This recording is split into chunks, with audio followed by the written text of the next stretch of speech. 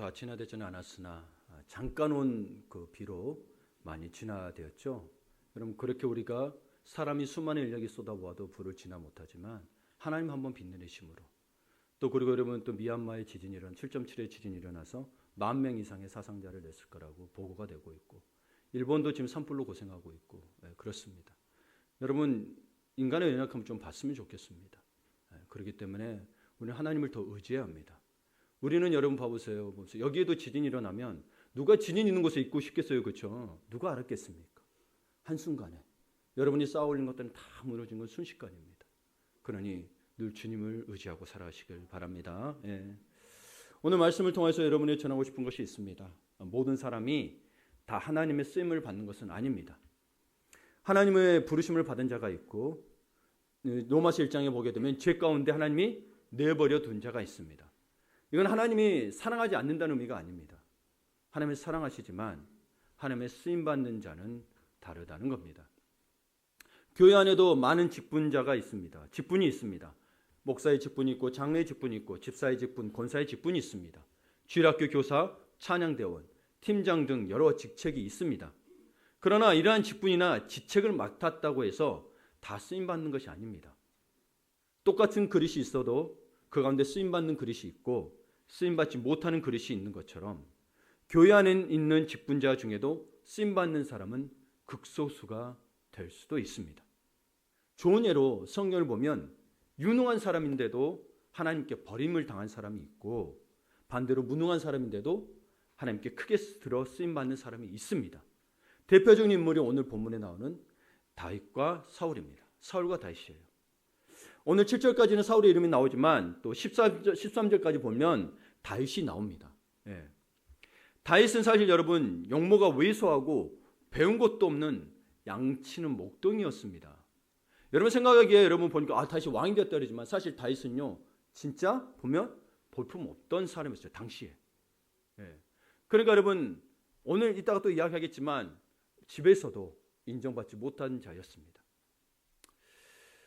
그런데 그는 이스라엘 민족의 역사의 위대한 왕이 되었고 성경에 기록된 위대한 인물 중에 한 사람으로 지금도 많은 성도들의 존경의 대상이 되고 있습니다.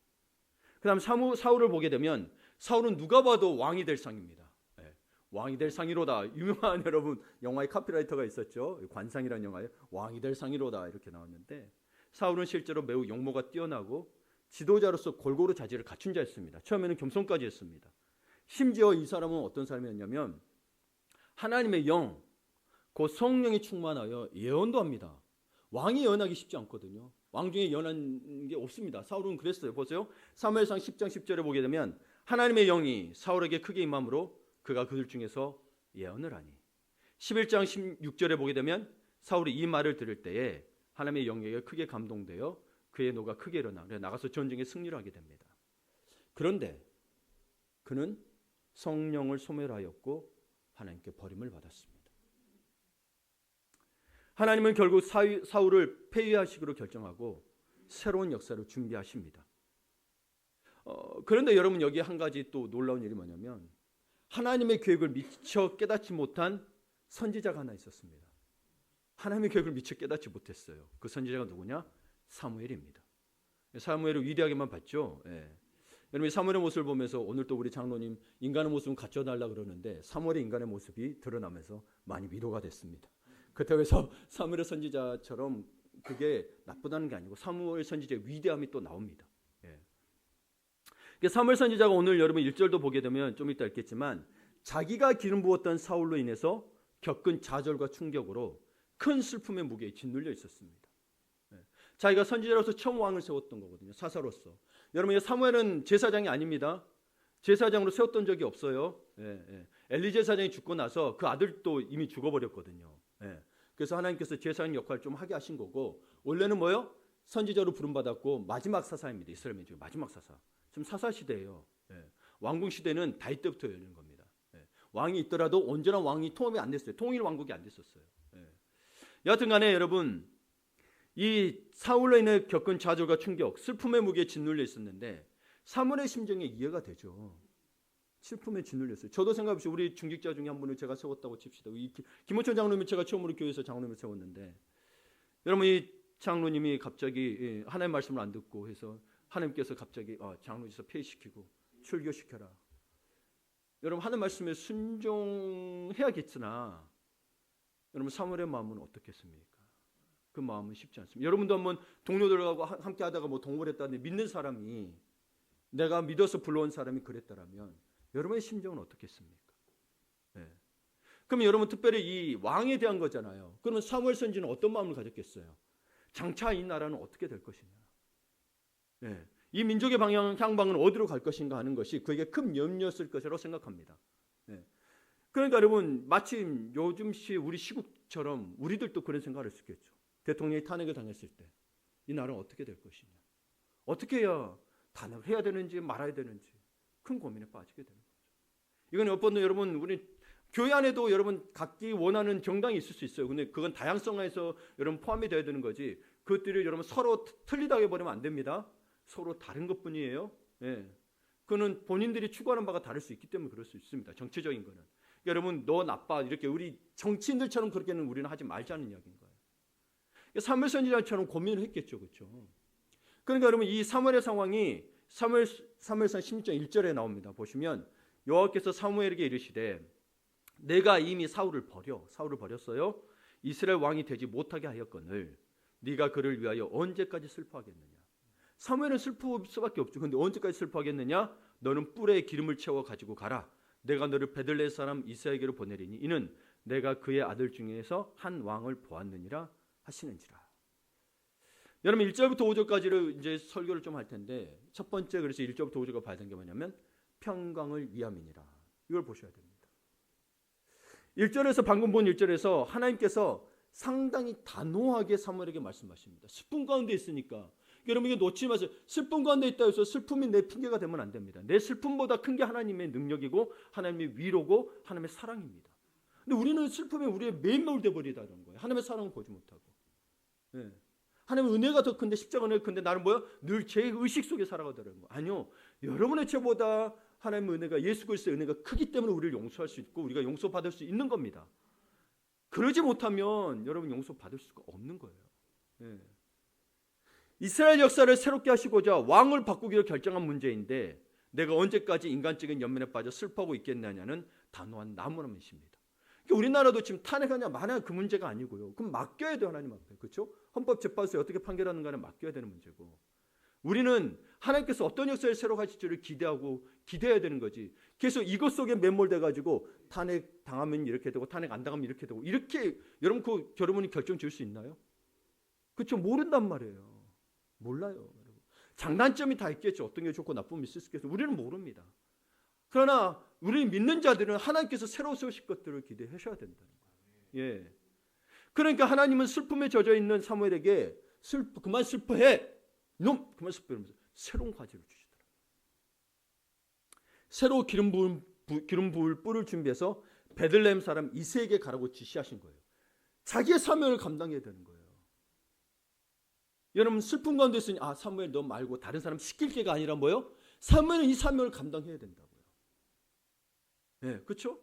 여러분 찬양을 맡은 자는 찬양의 사명을 감당해야 되고 중직자 맡은 중직자의 사명을 감당해야 돼요. 다른 사람이 대신할 수 있는 게 아니에요. 그냥 우리가 상하다 보니 다른 사람이 이렇게 해서 상황 속에서 그럴 수 있는 거지 다른 사람이 대처할 수 있어요. 물론 여러분 하나님께서는 하실 수는 있어요. 그러나 여러분 우리 개인적으로는 자신의 사명을 소홀히 여겨서는 안 된다는 거죠. 자기 상황에 따라서. 네. 그러면서 가라고 하시고 그의 아들 중에서 한 왕을 준비했다고 말씀하시면서 말하는 거죠. 그러니까 하나님이 일하시는 방법은 늘 인간이 기대하고 계산한 결과를 벗어나서 예측하기가 쉽지 않아요. 여러분 왕이 지금 폐위를 당하게 생겼는데 갑자기 기름 부은 뿔을 준비하고 가라. 여러분 우리는 결과를 알고 있으니까 그냥 하면 되겠나라고 생각하겠죠. 아니요, 그러지 않습니다. 2절을 봅니다. 2절을 보게 되면 사무엘이 이르되 내가 어찌 갈 수 있으리까? 사울이 들으면 나를 죽이리다. 사울의 마음에는 두려움이 있었습니다. 네. 위로가 됩니다. 네. 인간적인 모습이에요. 선지자인데 위대한 선지자인데 네, 두려움이 있었어요. 선지자의 마음에 어떤 두려움이 있었을까요? 사무엘상을 쭉 읽어보면 뭘 느꼈냐면 지금 사울왕은 자기가 정치적으로 몰락해 가는 것을 알고 있었고 선지자인 사무엘에 의해 폐위를 선언당할 것을 알고 있었어요. 당시에 여러분 왕의 기름 부은 것들이 선지자였잖아요. 이 처음에 사사시대 때. 왜? 그렇게 기름 부었단 말이에요.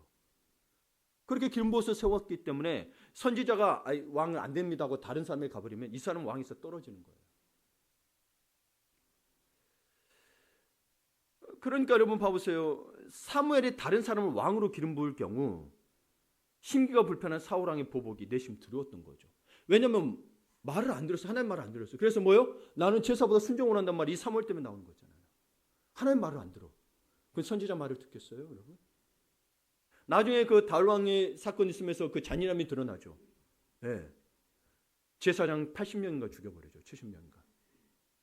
이런 사람이에요. 그러자 두려워하는 사무엘에게 하나님께서 그 방식까지 설명하십니다. 그러니까 여러분 사무엘의 위대함이 뭐냐면 두려워하고 나중에 또 외모도 봅니다. 근데 그런 상황에도 자기 목숨이 걸린 상황에서도 뭐요? 하나님 말씀하시면 순종하더라는 거예요. 이게 사무엘의 위대함이에요. 자신의 슬프고 어려운 상황에 매몰되어 있는 게 아니라요. 뭐요? 그래도 가더란 거예요. 자기는 여전히 슬프지만. 이게 사무엘의 위대한 거예요. 이따 다윗도 보면 알겠어요. 다윗이 왜 위대한가 또 볼 거예요. 그래서 하나님의 방식을 설명합니다. 2절 후반절부터 3절을 보게 되면 여호와께서 이르시되 너는 암송아지를 끌고 가서 말하기를 내가 여호와께 제사를 드리러 왔다 하고 이새를 제사에 청하라. 내가 내게 행할 일을 가르치리니 내가 내게 알게 하는 자에게 나를 위하여 기름을 부을지니라. 예. 사무엘 선지자에게는 지금 두려움이 있다 그랬죠. 사울 왕에 대한 연민과 슬픔이 있는가 동시에 미래에 대한 나라에 대한 불안함 그리고 사울 왕의 정치적 보복이라는 두려움이 이 세 가지를 안고 있었어요. 복잡해요, 여러분. 한 가지만으로 내 목숨이 위협받아서만이 아니라 나라에 대한 거 사사잖아요. 네, 그러니까 또 아까 말했지만 제가 김장로님 그런다면 얼마나 마음이 슬프겠어요. 지금도 못 잊고 있는 게 우리 인천에 있을 때 한 자매가 제가 처음 준 세례인 자매인데 어느 날 갑자기 연락도 안 되고 오든가 사라져버렸어요. 이 자매 집에서도 모르겠어요. 저는 아직도 마음이 있어요. 교회 신앙생활 잘하고 있는 게 어떤지. 노유정 자매라고 이름도 안 잊어버려요. 네. 제가 처음 세례를 준 자매였어요. 근데 그 처음 준 세례 자매도 잘 알지도 못하는 거였는데 우리 김장로님 그랬다. 그러면 저는 얼마나 마음이 아프겠어요. 그렇죠? 그러니까 여러분 사무엘 선지자가 지금 그러고 있는 게 보통 일이 아니에요, 여러분. 그냥 말씀하시고 가서 기름 부었더라. 이렇게 생각할 문제가 아니에요, 여러분. 네, 여러분도 그 슬픔이 있다고 한번 생각해 보세요. 여러분 상황들 지금 힘들고 어려울 수 있어요. 그렇죠? 뭔가 때문에 힘들고 어려울 수 있단 말이죠. 근데 하나님 말씀하셔. 목사님이 속도 모르고 말이야. 그런 말 하시고 말이야. 이 성경 말씀은 왜 나의 마음을 위로는 안 주고 맨날 이런 말만 나오냐. 아닙니다. 그 말에 순종해야 여러분의 슬픔이 극복되고 새로운 역사가 사실 시작되는 겁니다. 그건 안 듣고 지금 뭐요? 내 마음 위로받기만 그친다라면 그게 진짜 위로가 아니라는 얘기예요. 위로 안 해주신다는 게 아니라 그게 진짜 위로가 아니라는 거예요. 그러니까 뭐예요? 사무엘은 그럼에도 불구하고 하나님의 말씀에 순종하여 베들레헴으로 향합니다. 4절을 봅니다. 사무엘이 여호와의 말씀대로 행하여 여호와의 말씀대로 행하여 베들레헴의 이름에 성읍 장로들이 떨며 그를 영접하여 이르되 평강을 위하여 오시나이까. 자, 여러분 이 베들레헴에 가라는 말도 이 선지자에게는 어려운 겁니다. 잘 안 가던 곳이에요. 네. 선지자 베들레헴 보세요. 여기서 베들레헴에 이르니까 뭐예요? 성읍의 장로들이 떨면서 그를 영접했다고 그랬죠. 두려워 떨면서 했다라는 거예요. 이건 뭐예요? 보통 여러분 선지자가 어딘가 방문을 할 때는 선지자가 봐보세요. 이 사무엘 같은 경우는 미스바에 자꾸 있었단 말이에요. 자기가 기도하는 장소가 있고 자기가 머물던 장소가 있어요. 그럼 거기서 뭐 했겠어요? 하나님과 늘 대화했단 말이죠. 근데 하나님이 선지자에게 대화하는 거 보게 되면 가서 축복해라는 말보다도 뭐요? 너 이렇게 안 하면 큰일 날 거야.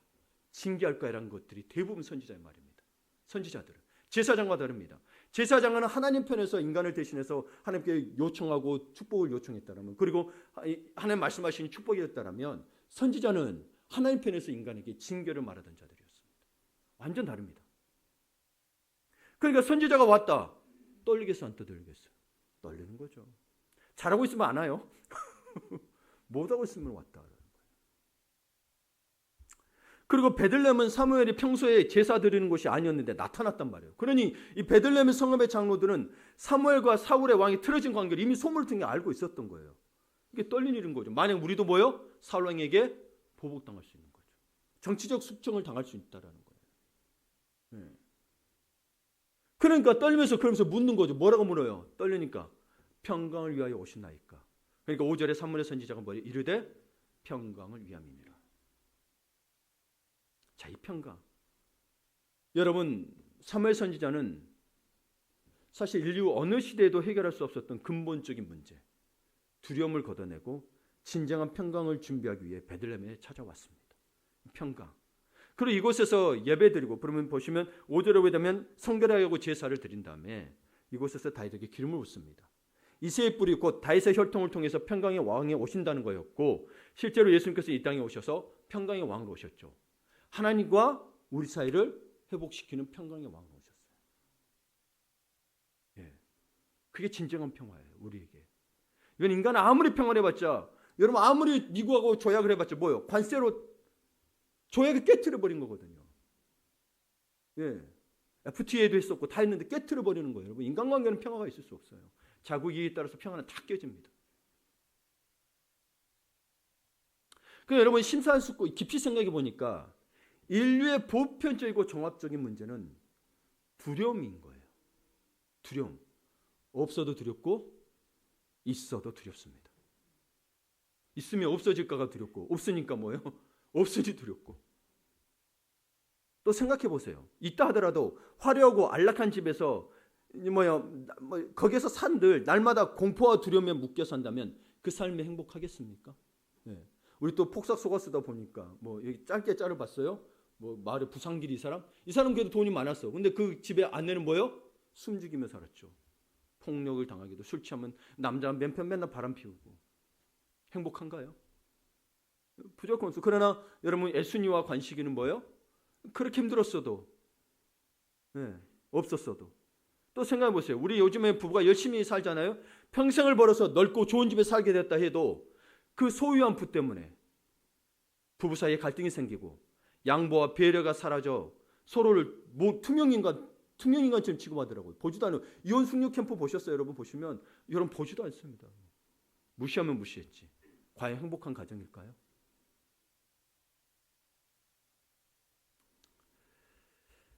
여러분 잠언서 17장 1절에 이런 말이 있습니다. 한번 같이 읽겠습니다.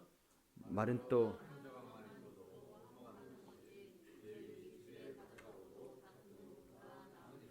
아멘.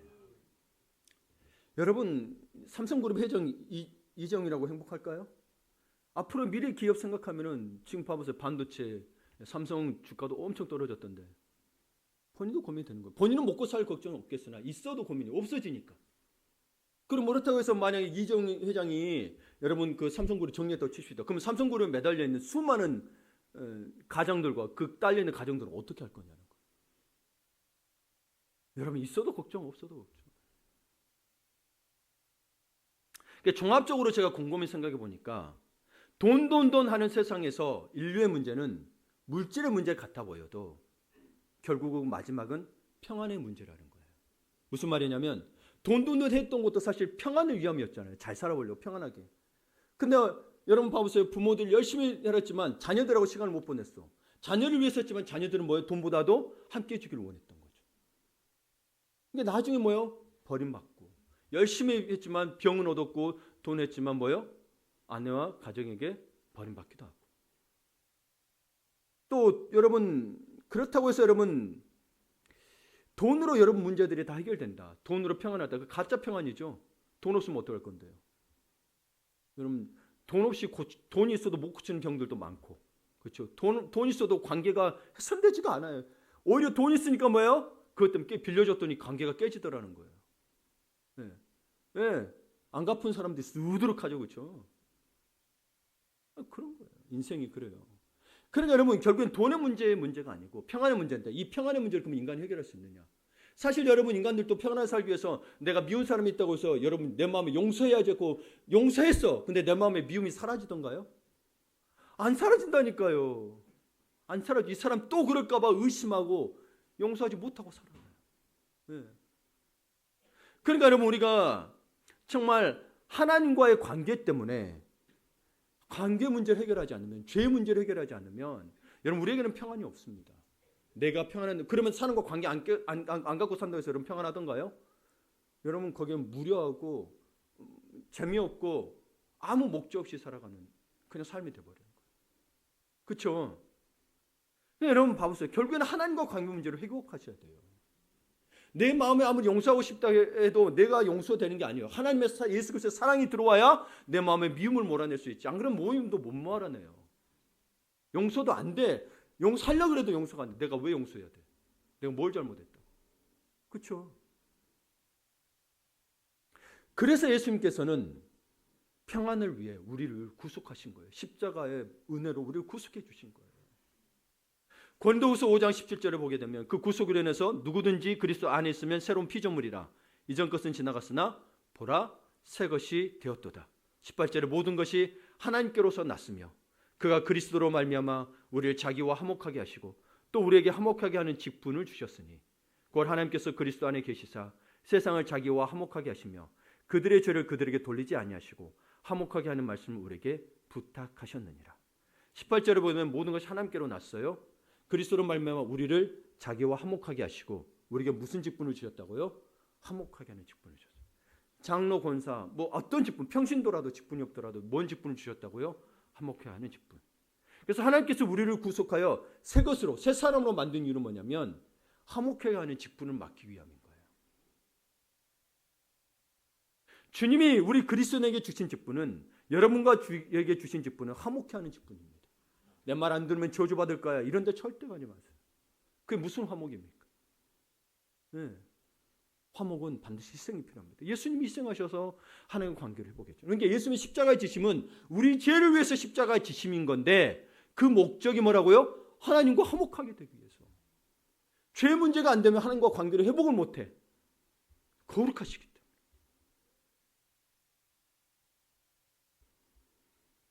그러니까 사무엘 선지자가 하나님의 명령을 따라 두 번째 왕이 될 사람을 찾아 기름 부으려고 베들레헴에 갔을 때 그들은 피차 두려움을 느끼면서도 평안의 인사를 주고받았던 거예요. 평안을 위해 오셨습니까? 네, 평안을 준비하러 왔습니다. 그래서 여러분 정결하게 하고 이세의 가정을 초청을 해서 정결하게 하고 예배드리고 생각지도 못한 다윗의 머리에 기름을 붓는 거예요. 생각지도 못한 다윗이죠. 여러분 하여튼 간에 일터에서든 가정에서든 어디에서든지 평안의 사람이 되기를 축복합니다. 예. 어디에 머물든지 평안의 사람이 되세요. 네, 평안의 사람이 되세요. 작년에 이 연구를 했어요. 어떤 연구를 했냐면 작년에 이제 결과가 나온 건데 이제 자료를 수집해서 이 결과를 발표해야 되잖아요. 보통 그러면 21년까지의 자료가 이제 있어서 21년 자료까지를 이제 수집을 해서 한국에서 이 삶의 질을 수치한 한국이란다. 그 삶의 질을 수치한 지구 행복 지수를 측정했어요. 지구 행복 지수를 위해서는 보통 그 사람들 이 나라들마다의 것들 다 자료가 와야 되니까 바로 작년 걸로 올해를 못 해요. 몇 년 전까지 걸 해서 할 수 있어요. 근데 그렇게 해서 측정한 결과 한국은 100점 만점에 38점. 수미 양가 중에 가예요. 그리고 전체 147개국 중 76위로 나타났습니다. 우리 한국은 5,000년 역사에 오늘만큼 잘 먹고 잘 입고 잘 살았던 적이 없는데, 그래서 부로 따지냐면 또 우리나라 또 그죠 1인당 총생산이 여러분 3만 불이 넘어갔는데 부로 따지자면 못해도 15위 아니 20위 정도에 들어야 되는데 뭐예요? 이 풍요 시대에 가장 제일 낮아요. 이 풍요 시대에 가장 불행을 느끼며 살고 있다는 거예요. 그럼 부가 행복을 주는 게 아니라는 거 알겠죠, 그렇죠? 가장 풍요로운 때예요 지금. 근데도 여전히 사람들 부를 쫓아가요. 근데 뭐요? 불행하더라는 거예요. 그러나 여러분 신자된 여러분 어느 때보다 평안을 끼치는 사람이 되시기를 축원합니다. 아멘. 두 번째, 하나님의 평강을 위해 찾으시는 사람이 되어야 합니다. 평강을 위해 찾은 사람이 있습니다. 하나님은 모두를 사용하기를 원하지만 평강을 위해 찾은 사람들 특별히 보게 되면 이들의 저도 성결부 특징 보게 되면 하나님 말씀이 그렇게 순종합니다. 사람에게 순종하는 게 아니고 하나님이 순종하려면 사람에게도 순종합니다. 그러니까 사람 순종이 먼저 아니에요. 하나님의 순종이 먼저입니다. 오늘 여러분 보시면 되겠지만 이 기름 부은 자를 선택하는 장면이 나옵니다. 인간의 관점은 늘 관점 뭐냐면 외모를 봅니다. 그런데요 본문을 보니까 선지자도 그럽니다. 사무엘은 이미 외모가 준수한 사울을 선택해서 기름 부어 왕을 세우고 그가 실패하는 과정을 지켜보면서 뼛속 깊이 슬픔을 이렇게 경험했음에도 불구하고 2세 여덟 아들 중 장남을 보니 사울 못지않게 키가 크고 잘생겨서 딱 차기 왕감으로 보이는 거예요. 자기도 모르게 탄성을 터뜨립니다. 6절을 함께 볼까요? 같이 읽겠습니다. 그들이 오매 사무엘이 엘리압을 보고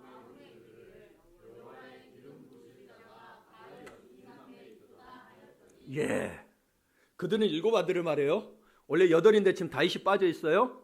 7이 왔는데 첫째를 보자마자 그냥 사무엘은 마음이 확 드는 거예요. 여러분 하나님의 영을 받았다 해서 선지자를 받았다 해서 함부로 자기 마음대로 하나님 뜻이라고 이야기하면 안 돼요. 자기 마음을 이야기할 수 있다니까요. 여러분 결국 하나님 앞에 확인해야 돼요. 많은 이들이 제가 봐도 그런 은사 받는 줄 자기 생각을 이해하는 경우가 꽤 많이 있어요. 위로가 되죠, 그렇죠? 선지자가 그렇더라는 거예요. 그래서 자기가 봐봐요. 마음에 이르기를 됐잖아요. 마음에 이르기를 여호와의 기름 부을 자가 과연 주님 앞에 있도다. 예. 하지만 하나님의 판단은 다르다라는 거예요. 하나님께서는 사무엘을 질책하시면서 하나님의 일관된 기준을 꺼내십니다. 7절을 같이 읽습니다. 여호와께서 사무엘에게 이르시되 그의 용모와 키를 보지 말라. 내가 보는 것은 사람과 같지 아니하니 사람은 외모를 보거니와 나 여호와는 중심을 보느니라 하시더라. 아멘. 그러면 못생겨져야 되느냐? 그런 의미가 아니에요. 특별히 근데 또 읽다 보면 여기에 어렸을 때 제가 학생 때도 보게 되면 그러면서 이 12절을 보게 되면 뭐라고 되냐면 다윗의 표현이 나와요. 그를 데려오매 그래서 그의 빛이 붉고 눈이 빼어나고 얼굴이 아름답더라. 아니 결국엔 잘생겼잖아요. 키 작은 거 빼고. 여러분 이걸 오해하지 마세요. 여러분 7절을 잘 묵상하셔야 돼요. 7절을 보게 되면 오해 좀 마셔야 될 게 보면 하나님이 못생긴 사람만 사용하겠다고 하신 게 아니에요. 하나님의 기준이 용모가 아니라는 거예요. 미모의 유무가 아니라는 거예요. 잘생기고 못생겨가 기준이 아니라는 거예요. 근데 사람들이 여기 하나님 외모를 안 보신다 그러니까 못생겨야 된다고 착각해 버리는 거예요. 여러분 그러지 마세요. 여기는 하나님의 기준이 용모가 아니라는 거예요. 잘생겼든 못생겼든 상관이 없다라는 거예요. 네. 이거를 잘 기억하고 이제 말씀 읽으세요. 저도 학창시절에 처음 보면서 결국은 잘생긴 사람 다윗 데려다가 사용하셨네 이렇게 그때 기억나. 아니 외모 안 보신다면서 와 얼굴이 붉고 눈은 빼어나고 와 아름답다고 돼 있네. 미소년이네 완전히. 그게 아니에요. 그게 상관이 없는 거예요 하나님. 여러분 그래서 개그맨 중에도 크리스찬들 있잖아요. 아내들이 굉장히 아름답습니다. 그렇죠? 근데 여러분 우리 생각해 보세요. 세상은 용모뿐 아니라 외형을 보는데 용모뿐 아니라 크기를 봅니다. 근데 인류 역사를 통해서 인류가 계속 반복하고 있는 오류가 이겁니다. 인류는 항상 크기의 싸움, 높이의 싸움을 합니다. 창세기에서 바벨탑 이야기 나오죠. 이것도 높이 싸웠어요. 네. 사무엘 선지자도 그런 세상의 패턴을 지금 답습하고 있다는 거예요. 근데 성경은 인간의 모습을 그대로 드러내고 있죠. 우리 장로님 기도해 주는 게 무색하게 자꾸 인간의 사무엘 인간의 모습을. 근데 여러분 교회가 이 시대에 교회가 크기 싸움을 시작하면 그건 타락하는 전주곡입니다. 역사적으로 여러분 이 교회 크기 싸움 하지 말는 것은 여러분 큰 교회를 안 사용한다는 의미가 아니에요. 거기에 복음이 있고 하나님의 말씀이 있다는 크든 작든 상관이 없어요. 근데 뭐요? 복음이 아니고 너희 교회 성도 몇 명이냐? 1년 예산 얼마냐? 이걸로 이야기를 자랑하기 시작하면 교회는 타락한 거예요. 제가 노예 가고 총회 가도 이미 그러고 있습니다. 그래서 한국 교회를 위해서 여러분 정말 기도해 주셔야 돼요. 지금 이 나라의 정치적 상황이 문제가 아니고요. 저는 볼 때 영적으로 여러분 이 나라가 잘 돼봐야 한국 교회 타락하면 그게 무슨 의미가 있습니까 우리에게? 그렇죠? 한국 교회가 바로 서서 정치인것 회복이 돼야.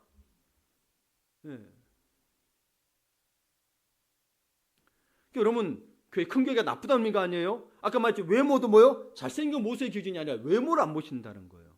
교회도 크든 작든 하나님의 복음이 있고 말씀이 있고 진짜 진리에 따라 산다면 상관없는데 자꾸 크기로 해요. 교회 예산. 목사님 무슨 차를 몰고 다니냐부터 시작해서. 아 목사님 가오가 있지. 우리 교회 성도가 가오가 있지. 나는 그랜저 못 몰아. 저기 벤틀리 몰아. 벤츠 마흐바우 몰아야겠어. 이러면 큰일 난다라는 거예요. 그리고 역사적으로 하나님께서는 이런 그런 하나님의 어떤 중심이 없이 큰 것들을 모아서 선한 일을 하신 적이 없어요. 예, 한 적이 없어요. 그냥 하나님의 백성을 위한 징계의 도구로 사용될 뿐이었어요. 역사적으로 가장 제국이었던 성경에도 나오죠. 이런 뭐요? 아수르 제국. 그다음 뭐요? 바벨론 제국. 그다음에 뭐요? 페르시아 제국. 그다음에 헬라 제국. 하나도 지금 남은 게 없습니다. 제국 다 사라졌어요. 근데 뭐요? 그 작은 이스라엘은 지금도 살아 있어요. 봐보세요. 하나님 착한 백성은요 사라졌지만 왜 다시 살아났어? 살아난 적이 없어. 제국들은 사라졌어. 그리고 성경 보면 그 제국들이 뭐요? 이스라엘 민족을 징계하고 훈련시킨 도구로 사용됐어요. 그러니까 세상의 눈으로 보게 되면 이들은 정말 위대한 제국들이었잖아요. 그래서 막 친송한다면 근데 사라졌다니까요. 여러분 우리 그런 표현이 있죠. 살아남은 자가 승자다. 승자가 누구예요? 이스라엘이잖아요. 근데 그 이름이 변한 적이 없어요. 이스라엘 그대로 이스라엘. 변한 적이 없어요. 제발 여러분 이걸 통해서 보시란 말이에요. 역사를 자꾸 세상적 역사관으로 보지 마시고 세상의 그런 역사들은 세상적 세계관은 그걸 다 없애버립니다. 그냥 뭐 위대한 제국이었더라. 근데 다 멸망했잖아요. 제국 뭐합니까? 다 멸망했는데 이스라엘은 살아있죠. 또 그리고 힘을 모으기 위해서 파워 집단을 형성하기 위해서 교회가 하나 되어야 한다는 논리. 그래서 표를 모아서 너희들만 어디에 지지해야 된다. 이건 성경적 가치를 따는 게 아닙니다. 여러분 왜 나는 이 당을 참석할 수 있는데 왜 다 몰아서 이렇게 해야 된다고 교회가 힘을 커버리면 안 된다라는 거예요. 그럼 정치적 도구가 된다니까. 그래서 지금 한국 교회에서 막 연합했거든요. 많았거든요. 다 정치적 집단으로 이용당하고 말았잖아요. 한기총도 그렇고. 여기 지역사회에 뭐 기독교 총연합회도 있는데 다 여러분 정치에 관련되어 있습니다. 그래서 뭐 하고 하면서 뭐 혜택을 받는 좋은 쪽으로 하면 좋겠죠. 근데 다 저기는 표를 위해서. 그래서 그렇게 되면 거기에 같이 속해서 연합회 쓰게 되면 그 큰 교회들은 다 정치인들 와서 인사합니다. 대표할 때 표할 때 보면. 예. 그럼 애매하죠. 성도들은 저 사람 뽑아야 되나 말아야 되나. 그러니까 이 정치적으로 형성되면 안 된다고. 그리고 그래서 실제로는 그렇게 교회가 하나 되면 되고 막 자꾸 기독교당 만들고 뭐 만들어서 표를 다 기독교를 몰아주십시오. 그러면 자기는 훌륭한 대통령이 될 것 같아요? 아니요. 다 권력의 노예가 된다니까요. 그래서 헌법에도 정치와 종교는 분리해야 된다고 돼 있어요. 이것 때문은 아니지만 헌법은.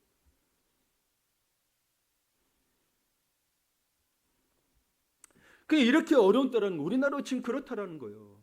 이쪽으로 지지했다 저쪽으로 지지했다. 여러분 기독교적 가치관이 아니면 저는 반대해서 집회하는 거. 동성애 같은 거 반대는 건 괜찮아요. 그러나 특정 어떤 장을 정당하게 산다면 이거는 문제가 발생이 된다니까요. 네. 그걸 이용하는 자들이 있단 말이에요. 반드시. 이런 절망의 때 하나님은 그분의 마음에 합한 자를 들어 쓰시기 위해 이새의 집에 사무엘을 보냈습니다. 첫째 엘리압은 탈락이었습니다. 둘째, 셋째 그렇게 이새의 일곱 아들이 차례로 사무엘 앞을 지나갔지만 여호와께서는 택하지 않으셨더라고. 자꾸 사무엘은 마음에 들어. 근데 뭐요? 여호와께서 택하지 않으셨다. 사무엘은 이새에게 여호와께 이들을 택하지 않으셨다며 아들들이 다 여기 있느냐고 묻습니다. 그 11절에 나오는 거예요. 아들들이 다 여기 있느냐? 그랬더니 이새가 이야기하죠. 아직 막내가 있는데 그는 그냥 양을 지켜요. 이런 뉘앙스인 거예요. 막내가 있는데요. 양을 지켜요. 이거 아니에요. 막내가 있는데 양을 지켜요. 뭐요? 하나 더 있는데 걔는 부르지 않아도 괜찮아요. 볼 것 없다. 완전한 무시였어요. 아니 목사님 여기에 성경이 없는데 어떤 근거로 이야기하십니까? 이해되는 근거가 다윗의 고백인데요. 시편에 이 고백이 있습니다. 시편 27편에 보게 되면 내 부모는 나를 버렸으나 여호와는 나를 영접하시리다. 내 부모는 나를 버렸어. 그럼 왜 버렸을까? 그럼 보세요. 사무엘이 봐도 첫째부터 일곱째가 뛰어난. 그러니까 내가 볼 때 이 당시에 이새는 8명의 아들이 있었잖아요. 7 아들 놓고 보니 막내는 너무 보잘것없는 거예요. 키도 작고 다른 형들보다 못생기고 능력도 없고 그걸 똑똑하지 않아요, 여러분. 똑똑할 것 같았으면 있겠죠. 뭐 다윗이 작업을 했을 텐데 봐보세요.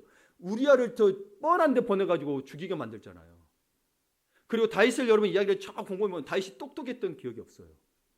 네. 보세요. 거기 그 압살롬이 다 죽여버리잖아요. 그것도 못 막아요. 봐보세요. 미리 훈계를 하고 했더라면 그 아도 첫째하고 그 딸에 대해서 딥나에 대해서 이렇게 했더라면 괜찮을 텐데 그것도 안 했어요. 근데 다윗의 위대함이 뭐냐면 그러고 나서 그 범죄를 안 저질러요. 나단 선지자가 와서 뭐요? 바로 회개해요. 그리고 그 다음에 그 범죄를 안 저질러요. 여러분 다윗이 그게 위대한 점이에요. 그 하나님을 정말 사랑했어요. 하나님을 찬양하기를 기뻐했고, 네, 정말 하나님을 정말 성전 짓기를 너무너무 사모했어요. 그거예요, 여러분. 다윗이 위대한 그거예요. 다윗이 똑똑했다, 뛰어났다.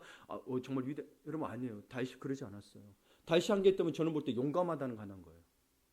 여러분 솔직한 말로 골리앗한테 대드는 게 똑똑한 거예요? 이스라엘 그 많은 군대들이 아예 40일 동안 대치하고 있어 골리앗 때문에. 여러분 우리가 믿음으로 이야기하니까 와 대단하다 그렇지만 여러분 골리앗에 나가는 게 여러분 지금 예를 들어서 저기 뭔 문제가 생겨서 저기 재판장한테 따지는 게 여러분 할 수 있을 것 같아요. 예를 들면 못해요. 이게 보통 일이 아니에요. 제가 볼 텐데 용감해. 그래서 이야기하잖아요. 공과 사자와 싸웠다라고. 그래서 실제로 이 사람은 전쟁에 그렇게 누볐는데도 목숨을 안 잃어. 다쳤다는 기록도 없어. 진짜 용감했던 것 같아. 앞장서서 싸웠던 사람. 그거 말고는 없어. 우리 편으로 단순 무식해. 봐보세요. 저는 다윗에 대한 이야기를 보고 성경을 읽다 보면 다윗이 똑똑하다는 느낌을 받아본 적이 없어요. 우리와 똑같아. 정욕에 약하고 욕심 많고. 근데 뭐 하나 대단하다고요? 돌이키고 회개하더라는 거예요. 그리고 하나님 말씀에 순종하더라는 거예요. 사무엘도 순종하죠. 인간적인 모습이 있죠. 외모로 받고 두려움 있던 자가 지금 뭐죠? 순종하다. 그러니까 여러분 이 순종이 정말 중요한 게 하나님 말씀에 인간에게 먼저 순종하는 게 아니고 하나님 말씀에 순종하고 하나님이 그 다음에 순종하면 되잖아요. 하나님 말씀을 안 보고 어떻게 순종해요? 제가 이 시대에 계속 신앙이 약해지고 믿음이 약해져가는 이유는 편한 신앙을 추구하는 이유 중에 하나가 뭐냐면 말씀을 안 봐. 말씀 보면 힘들 것 같으니까 말씀을 안 봐. 똑똑한 거죠. 근데 영악한 거죠. 말씀 보면요. 제대로 보면 순종해야 되거든. 알아. 봐봐요. 학과 공부하려면 성적 점수 받으면 뭐예요? 공부 열심히 하잖아요. 교수님이 어떤 취향인가 생각해서 이 문제를 낼 거야. 저는 거의 90% 맞아 떨어집니다. 네. 이 교수님 이 문제 낼 거야. 그러니까 여러분 정말 하나님을 사랑하냐는 거예요. 이게 그냥 핵심이에요. 이게 신앙의 핵심이에요.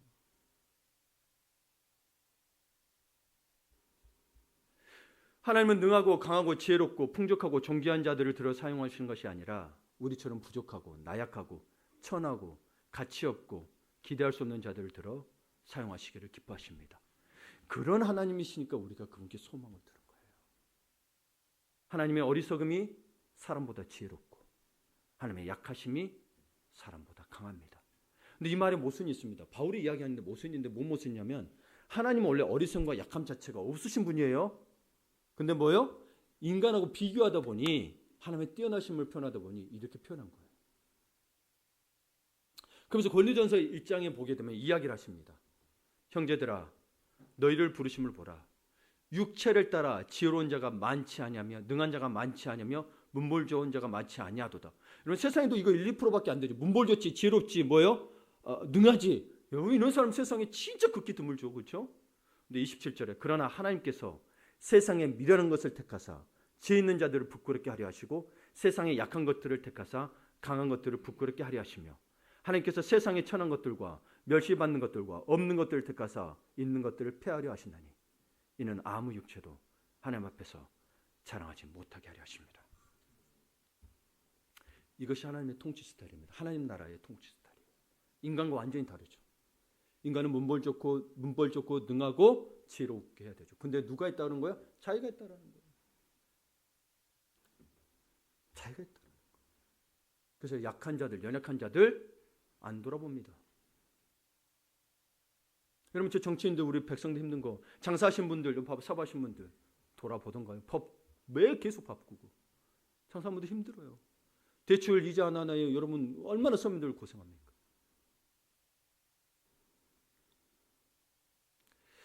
그러니까 하나님은 그런 방법이 아니시라는 거예요. 그러니까 봐보세요.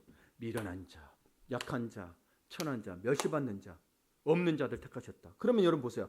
하나님께서 사용하시기에 우리가 딱 적합한 인생 아닌가요? 그렇죠. 우리가 딱 적합한 인생인 거예요. 근데 우리는 자꾸 하나님의 방법을 따르는 게 아니라 뭐요?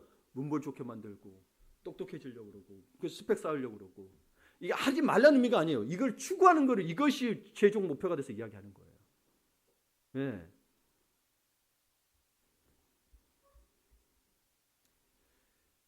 여러분 이렇게 우리의 깊은 절망과 낮은 기대감을 통하여 하나님의 반전이 있다면 그럼 여러분 하나님께서 우리 가운데 역사하시는 게 있어요. 우리를 사용하신다고 연약하고 부족하고 없으니까 사용하시는데 그 반전을 일으키는 원동력은 그래서 아까 이야기했지만 사무엘도 그렇고 다윗도 그렇고 공통점이 뭐예요? 하나님의 말씀 그런 상황에서 어려운 상황에서도 뭐예요? 순종하더라는 거예요. 그럼 순종하기 뭐가 있어야 되냐면 주님의 형상을 닮은 주님의 성품을 닮은 인내와 성실이 있어야 합니다. 인내와 성실이 없이 순종하기는 어렵습니다. 약삭 빠진 사람들이 순종하던 거예요. 이유가 많습니다. 이유가 많아요.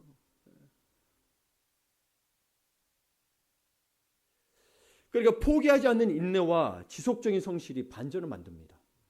포기하지 않고 끊임없이 인내와 성실로 살아가는 자에게 반드시 반전의 스토리가 쓰일 것입니다. 그러니 여러분 나쁜 생각 내려놓으시고 하나님이 반드시 하나님이 인도하실 걸 믿고 인내하십시오. 사람마다 때는 다르지만 근데 그 조건이 뭐예요? 하나님께 순종해야 된다는 거예요. 내 방식대로라면 내가 한 거잖아요. 그렇죠? 시편 126편에 보게 되면 함께 있습니다. 눈물을 흘리며 씨를 뿌리는 자는 기쁨으로 거두리로다. 울며 씨를 뿌리러 나가는 자는 반드시 그 기쁨으로 곡식단을 가지고 돌아오리로다. 아멘. 눈물을 흘리며라는 표현은 우리 기독교에서는 기도를 의미합니다. 근데 울며 됐죠. 기도하면서 그다음 기도만 하고 있지 말고 뭐라고 됐어요? 씨를 뿌리러 나가. 슬프고 힘들고 어렵지만 뭐에 씨 뿌리러 나가야 된다. 그래야 뭐요? 단을 가지고 곡식단. 씨 안 뿌리고는 안 돼요. 기도만 하고 있는 거는 안 돼요. 네. 근데 또 기도는 안 하고 씨만 뿌리러 나간다. 여러분 마음이 무너질 겁니다. 여러분 안 될 겁니다. 사람으로 안 되는 일들이 수두룩합니다. 내 마음대로 안 되는 게. 그런데 자꾸 내 마음대로 안 되니까 다른 것들을 의지하라고 그럽니다. 안 됩니다. 하나님을 의지하셔야 돼요. 그래야 봐보세요. 기쁨으로 그 곡식단. 기쁨으로. 어떤 거든 간에. 그러니 아무리 하루를 바쁘게 살아도 그 사람에게 하나님의 자녀로서 마땅히 가져야 할 분명한 목표가 없다면 그는 게으르다 할 수 있습니다. 영적으로 게으른 겁니다. 무슨 말이냐면 존 오웬은 순전한 그리스도인의 궁극적인 특징, 그리스도인의 순전한 퓨어 크리스찬의 궁극적인 특징이 있는데 하나님의 영광이라는 분명한 삶의 목표를 가지고 사는 것으로 보았습니다. 그러니까 여러분이 돈 버는 목적이 뭐예요? 다 하나님의 영광을 위해서 사는 목표가 분명해져야 돼요. 네. 그런데 왜 사는지 모르고 어떻게 살아야 하나님 앞에 영광을 돌리는지도 모르며 그렇게 살아가는 동안 자신의 영혼은 어떻게 되어가고 있는지도 모르고 그저 반복해서 매일의 일과를 부지런히 되풀이할 뿐이라면 역설적이지만 바쁘게 살지만 하나님 앞에서 게으르게 사는 것입니다. 그렇죠? 바쁘다는 핑계로 영적으로 침상에서 문기적 되는 삶이라는 것입니다. 그들은 바쁘다는 핑계로 기도도 하지 않고 성경도 읽지 않습니다. 아무 변화 없습니다. 왜냐하면 영적인 세계, 우리의 영과 영이 거하는 것이 생각과 마음인데 생각과 마음이 변하고 영이 변해야 우리 육신의 삶도 바뀌는 거거든요. 근데 이걸 보지 않으면 성경 분명 말합니다. 말씀이 우리의 골실종이고 능력이 있다 그랬지. 여러분 가만히 있어서 안 된다. 믿음은 들으면서 나니까 듣기만 하면 된다. 아니요. 들음은 하나님의 말씀으로 말미암아는 여기까지 보셔야 돼요. 들으면 하나님의 말씀으로 말미암아도 됐는데 하나님의 말씀 안 듣고 목사 설교로 목사마다 설교가 다 관점이 다를 수 있는데요. 그래서 여러분 보세요. 자신의 영혼에 띄워주세요. 자신의 영혼에 참된 변화가 없는 것에 대한 정직한 고뇌. 아니 예수를 믿는다면 내 영혼에 변화가 없는다는데 고뇌하셔야 됩니다. 나는 왜 변화되지 않을까? 변화되지 않는 자신을 향한 진지한 염려와 경건한 금심. 그럼 어떻게 해야 변화될까? 이 고민을 안 해요. 그냥 앉아서 뭐요? 하나님 복 주시면 돈 주시면 돈 받고 그냥 건강 주시면 이런 식으로만 살아요. 영에 유익이 되는 게 아니라니까요. 많은 이들이 그래요. 진짜 믿는 게 아니라고요, 여러분. 진리를 알고자 하는 실천적인 열심. 진리를 알려면 뭘 봐야 돼요? 성경 봐야 돼요. 말씀이 육신되어 임했다 그랬으니까. 그러면 성경을 보려고 애써야 되는 거죠. 열심을. 여러분 어디 취직시험 보는데 여러분 공부 안 할 거예요?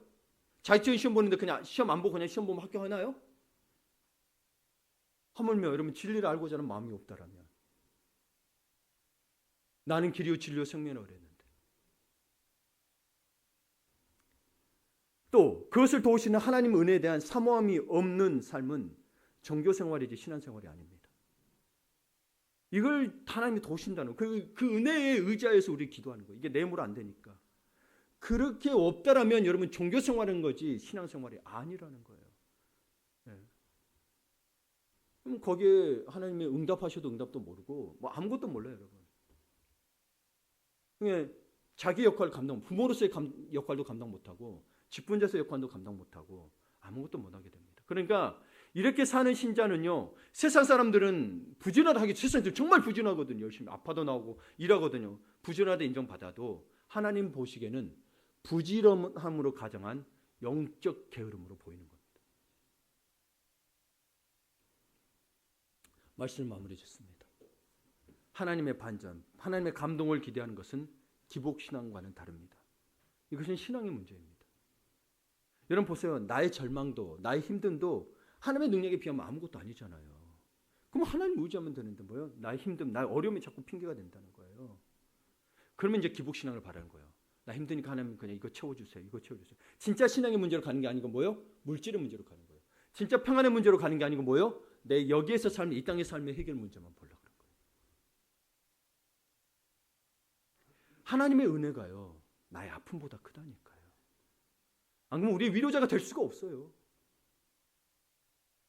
하나님의 어리석음이 나의 지혜보다 능력보다 크고요. 그래서 우리는 하나님을 믿고 기대해야 합니다. 이것이 건강한 신앙, 건강한 교회입니다. 네. 하나님을 믿으셔야 합니다. 로마서 1장 17절에 보게 되면 복음에는 하나님의 의가 나타나서 믿음으로 믿음에 이르게 하나니 기록된 바 오직 의는 믿음으로 말미암아 살리함과 같으니라. 이 17절 그대로 좀 띄워주세요. 보세요. 하나님의 의가 나타나서 믿음에 가졌어요. 이게 구원이죠, 그렇죠? 예수 그리스도를 고백해. 근데 또 이 믿음이 뭐요? 믿음에 이르게 한다는 거예요.